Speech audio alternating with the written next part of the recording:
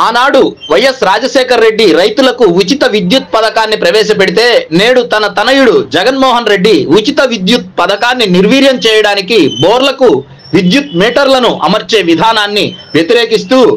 ఎమ్మిగనూరు మండలంలో కలుగట్ల గ్రామానికి సమీపంలో రైతులు వినియోగిస్తున్న బోర్లకు అమర్చిన విద్యుత్ మీటర్లను సిపిఐ ఏపీ రైతు సంఘం ఆధ్వర్యంలో ధ్వంసం చేయడం జరిగింది.